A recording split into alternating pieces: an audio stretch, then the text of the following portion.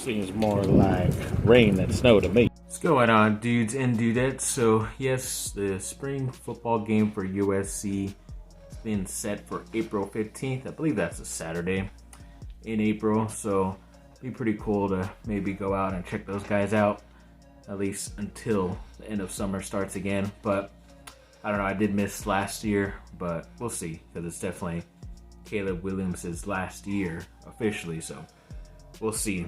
Then when it comes to Travis Dye, yes, I think I was a bit confused if he was invited to the NFL Combine or not, but they did recently release a thing saying that he was invited, which I thought was true. But of course, I think some other report said that he will be there, but of course he's not running because he's not 100% healthy, but he is pretty close to it. So it's looking like he will be able to work out the next month or so at USC's Pro Day, which will be cool for him, because him close to 100% is good enough, because that's how he played a lot of this year for USC, and he was one of the best running backs I've seen in a while wearing the Cardinal and gold. So definitely good luck to him.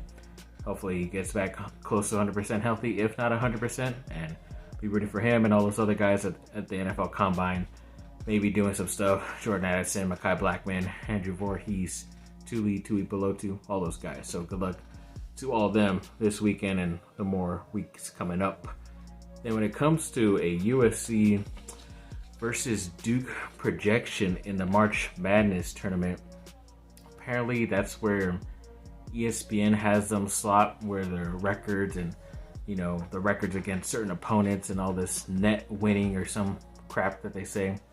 The matchup is Duke versus USC, which is pretty cool because I think it's happened before in the tournament. I don't know if USC did beat them, but I know USC put up a thing of them dunking on Duke, but it was Shane Battier, and I don't think Battier lost that many games in March Madness, so pretty sure Duke won that game. But I've always tried to maybe make that a matchup, excuse me, as I've said in the past in the tournament, but it's always been hard because they would have to meet in the finals or pretty much Final Four.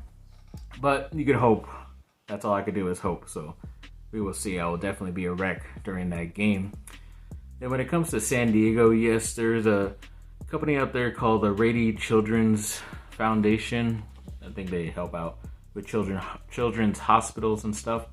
And they are making an invitational down there for college basketball at the early start of next season. So USC was invited, along with other teams like Iowa, Oklahoma, and Seton Hall. So it'll be a nice couple game matchup they could have down there, pretty close to their home arena. So a lot of USC fans will be down there. A couple of good matchups they could have there. I know Oklahoma, of those three, is not as good this year, but the other two are pretty solid. And of course, sorry about the dog. Of all freaking days, when I decided to do a video, the dog decides to cry today, even though it hasn't been the past couple of days, but just my luck, right? Then when it comes to a nice stat about both Duke and USC, so apparently they're one of like 8 or 10 teams in all of college football that have had at least 8+ wins with their football team and 20+ wins with their basketball team. So that's pretty awesome that both my teams have accomplished just that small feat in both sports. And I've definitely been enjoying both of them so far this past year or so that it's been going on. So looking forward to more, especially when it comes to March Madness next year, or next month. Or actually, no, it's already March, so this month. Excuse me. Then when it comes to USC visits and offers, did have a couple more to end off this first bit of USC news. So when it comes to one of the top California cornerbacks in Dakota Fields, who I believe he was at Sarah Gardena. It's one of the more talented schools out here, and he is obviously getting a couple offers from USC. Hopefully they're going to be able to set up some visits as well, so definitely looking forward to that. Yes, they did set up a visit.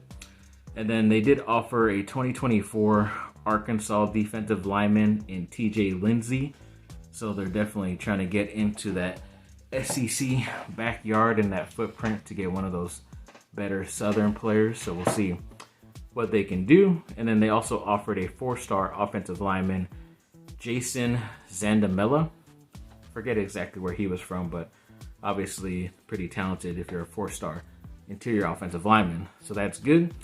Then they also offered a 2024 Maryland linebacker, Keyshawn Flowers, who said pretty much USC is the only West Coast team that has offered him a scholarship. So that's pretty cool to him. He's pretty happy that his name is getting out, at least across the U.S. But I'm sure once Oregon sees that and other schools out here, they will be also offering him too.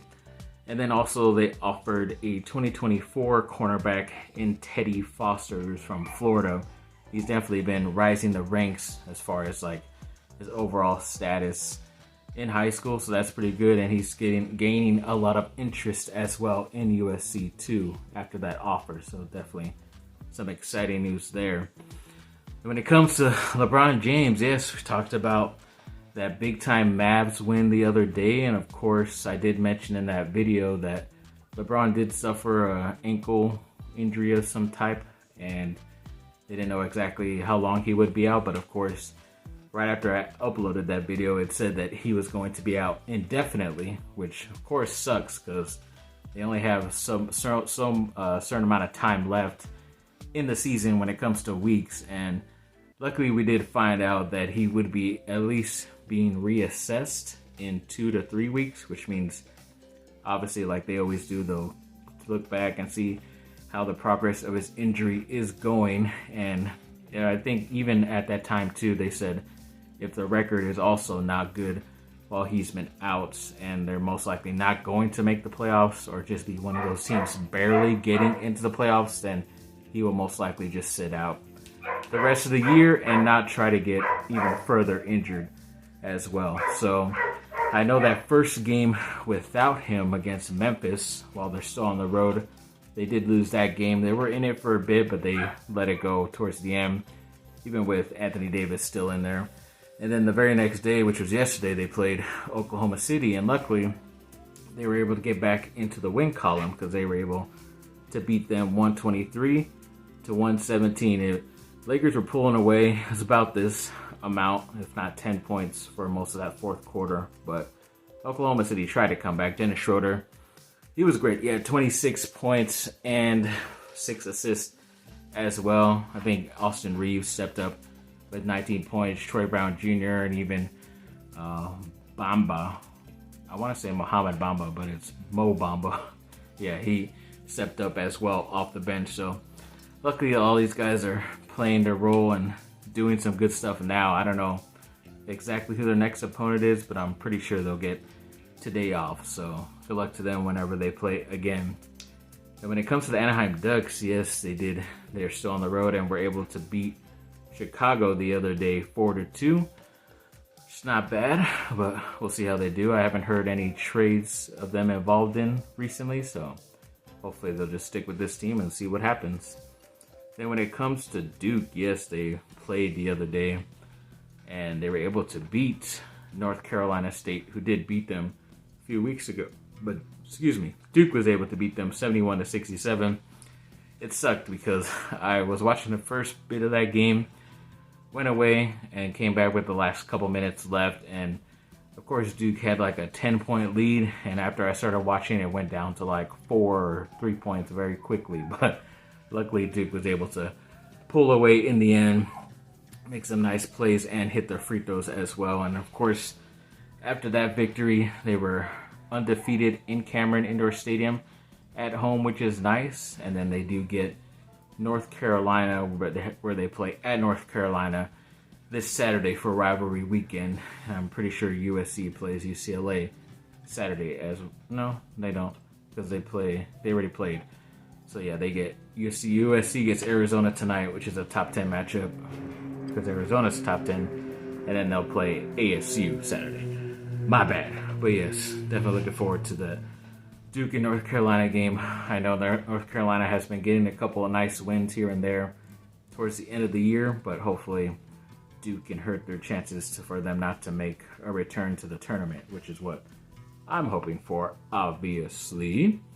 And when it comes to the Chargers, yes, apparently GM Tom Telesco came out in an interview saying that they don't have any plans to trade or release Keenan Allen, because he is one of the older guys that has a pretty high contract number, and I guess if they release him at a certain point, they're able to save like up to $19 million and stuff. But once again, if you try to release these guys and they're not on good terms, then they most likely will leave, so you don't want to take that chance, and maybe they work out a deal that could help out that money and make it go less. You never know, but I know they're definitely going to be looking in the draft for guys like that, or at least another receiver that's a speedster, hopefully. But yeah, it'd be tough to trade away Allen because he is one of the better guys. So I know they are about $20 million over this cap space, something like that. But if they work out, they're most likely going to let go of a left guard who's making like $8 million.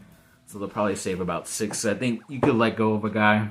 You still have to pay him like a certain percentage of that contract. So they'll get about $6 million there. So they can make their way up there. And if they restructure other guys' contracts, they can make it there as well without having to give up or trade a lot of guys either. So that's pretty good. And they'll be able to hopefully keep a guy like Drew Tranquil on the roster still, who's going to be a free agent. Excuse me, it was one of the best Chargers last year, in my opinion. So we'll see.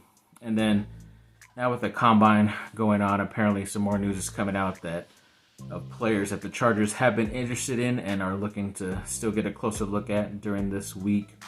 And one of them is Utah linebacker Mohamed Diabate. Remember him because he was very versatile. He's a tweener, so he could play like linebacker. He could play on the edge as well as a stand-up defensive line player, and maybe help you in coverage. Maybe he could play safety as well. I think he played that in high school. But yes, he's a very versatile guy, and I know because that was 2 of USC's 3 losses this year was against Utah.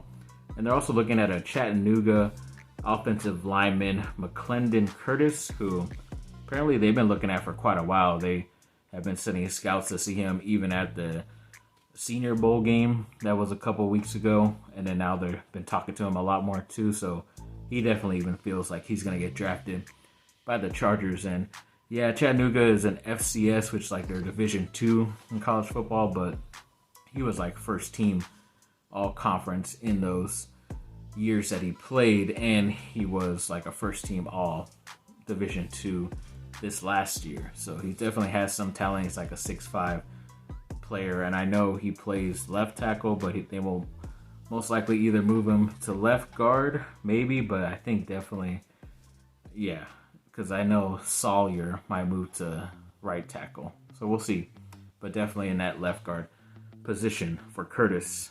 Then when it comes to Travis Barker, yes, I mentioned the other day that he was getting surgery on a finger that he kept injuring multiple times. And of course, because of that is what I did not wish to happen, but I knew that there's a possibility that could happen because when these bands set up these concerts so far in advance, you never know what's going to happen. And I hate when they do that because then it's like, why am I going to pay hundreds, if not close to thousands of dollars for these tickets? And then something like this could happen where they're actually going to be canceling or at least postponing this first part of their tour, which was going to start pretty much in South America, doing festivals down there, even going to one of my places in Lima, Peru, which would have been pretty cool.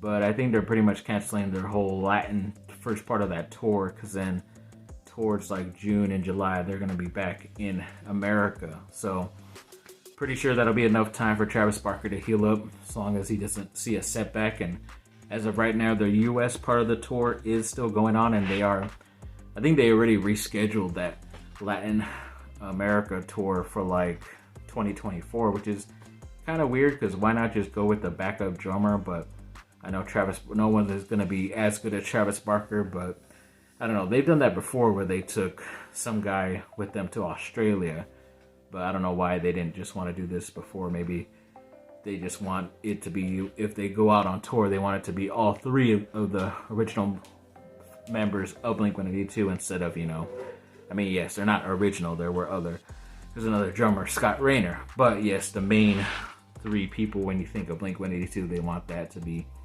out there on tour when they do officially go out, start playing live shows. So we will see. So good luck to him.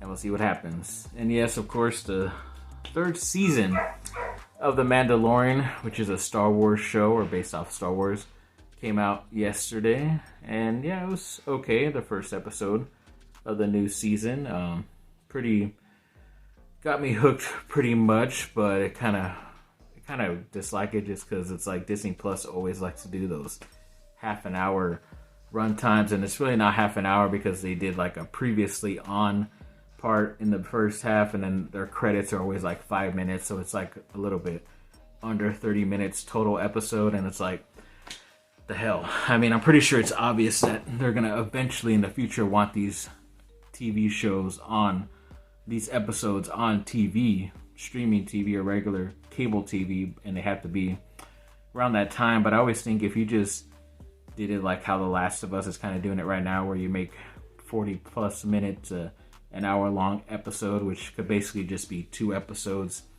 on TV, and I think that's a better format to go, especially when it comes to storytelling, just because it keeps people engaged. And right when you're about to get into this story, then all of a sudden it's like, oh, credits roll, and have to wait till next week. And you know, they didn't do a exclusive thing where they released a couple episodes at a time. It's just one so far. So we'll see. For the most part, interested. Hopefully it does end up going good. So we'll see. Thanks for watching, people. Like and subscribe. Comment down below. Let me know what y'all think. Have a great rest of your day.